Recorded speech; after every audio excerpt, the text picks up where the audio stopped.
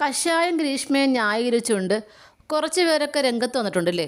അതിൽ എടുത്തു പറയേണ്ട ഒരു പേരാണ് നമ്മുടെ ജഡ്ജായിരുന്ന നമ്മുടെ കമാൽ പാഷ. അപ്പോൾ അതിന് പുറമെ ഇപ്പോൾ അടുത്തൊരാൾ വന്നിരിക്കുകയാണ്. നമ്മുടെ കഷായം ഗ്രീഷ്മ ചെയ്തതൊക്കെ അടിപൊളി കാര്യമായിരുന്നു. ഇന്നത്തെ തലമുറയ്ക്ക് ഇത് വേണ്ട കാര്യമായിരുന്നു. അതായത് നമ്മുടെ KR മീര പറയുന്നത്, നമ്മുടെ എഴുത്തുകാരിയായ മീര പറയുന്നത് ഇങ്ങനെയാണ്: പ്രണയത്തിൽ നിന്നും വിട്ടുപോകാൻ ആ ഒരു വ്യക്തി സമ്മതിച്ചില്ലെങ്കിൽ, അല്ലെങ്കിൽ പുരുഷൻ സമ്മതിച്ചില്ലെങ്കിൽ ആ വ്യക്തിക്ക് കഷായം കലക്കി കൊടുക്കാമെന്ന്. തിരിച്ച് സ്ത്രീയാണ് പോകാത്തതെങ്കിൽ സ്ത്രീക്കും അങ്ങനെ കഷായം കലക്കി കൊടുക്കാമല്ലോ അല്ലേ. അതായത് മീര എന്ന് പറയുന്നൊരു വ്യക്തി നല്ലൊരു എഴുത്തുകാരിയാണ്. ഒരുപാട് അവാർഡൊക്കെ കിട്ടിയിട്ടുണ്ട്.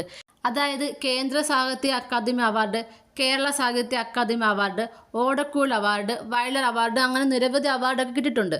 അപ്പോൾ ഇത്രയൊക്കെ അവാർഡ് മേടിച്ച KR മീര ആൾ മോശക്കാരിയല്ല. അത്യാവശ്യം നല്ല വിവരവും വിദ്യാഭ്യാസവും ഒക്കെ ഉള്ള ഒരാൾ തന്നെയാണ് എന്ന് നമുക്കറിയാം അല്ലേ.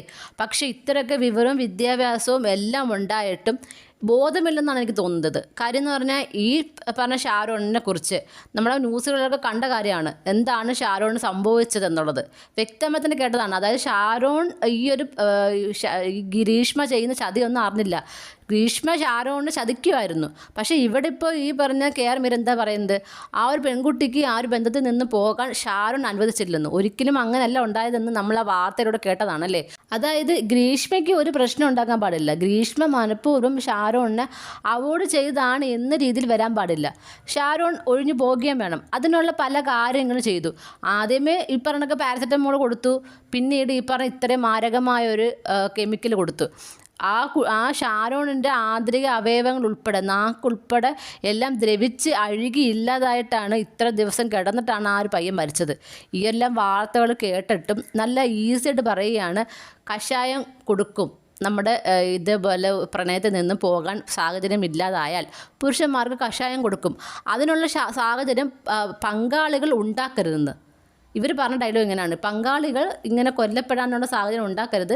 ഈ വ്യക്തി പറയുമ്പോൾ ഇട്ടിട്ട് പോകണം. തിരിച്ചും എനിക്ക് ചോദിക്കാനുള്ള ഇതാണ്, സ്ത്രീകളോട് പുരുഷന്മാർ പറയുമ്പോഴും സ്ത്രീകളും ഇതേപോലെ കേട്ടിട്ട് പോകണം അല്ലേ. അപ്പം ഈ നമുക്ക് പറഞ്ഞൊക്കെ സ്ത്രീകൾക്ക് വേണ്ടി സംസാരിക്കാം. പക്ഷേ ഈ സംസാരിക്കുന്ന കാര്യങ്ങൾ എല്ലാവർക്കും ഈക്വലായി ബാധകമുള്ള കാര്യങ്ങളായിരിക്കണം പറയുന്നത്. അല്ലാതെ സ്ത്രീകൾ ചെയ്യുന്ന കാര്യങ്ങളൊക്കെ അടിപൊളി, പക്ഷേ തിരിച്ച് പുരുഷന്മാർ സ്ത്രീകൾ ഇട്ടിട്ട് പോകാൻ പാടില്ല എന്ന് പറയുന്നത് ന്യായമല്ല. അതുപോലെ തന്നെ ഇവർ പറഞ്ഞ വേറൊരു കാര്യമുണ്ട്. നമ്മളൊരു വിവാഹ ജീവിതത്തിലേക്ക് വരുമ്പോൾ അവിടെ ഒരു എഗ്രിമെൻറ്റ് വെക്കണമെന്ന്, ഒരു 5 വർഷം എഗ്രിമെൻറ്റ്. ആ എഗ്രിമെൻറ്റ് നമുക്ക് പാലിക്കാൻ കഴിഞ്ഞില്ലെങ്കിൽ ആ 5 വർഷം കഴിഞ്ഞ് നമുക്ക് പിരിയാം. എന്നിട്ട് അടുത്തൊരാളെ കല്യാണം കഴിക്കാം. വീണ്ടും ഒരു എഗ്രിമെൻറ്റ് വയ്ക്കാം 5 വർഷത്തേക്ക്.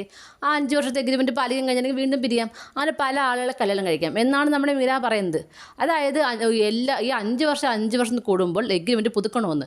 അപ്പോൾ ആ എഗ്രിമെൻറ്റിന് എന്തെങ്കിലും ഒരു പ്രശ്നമുണ്ടായാൽ ആ ഒരു ബന്ധം വേണ്ടെന്ന് തന്നെയാണല്ലോ ഇൻഡയറക്റ്റായിട്ട് പറയുന്നത് അല്ലേ. അതായത് ഓടി നടന്ന് വിവാഹം കഴിക്കണം.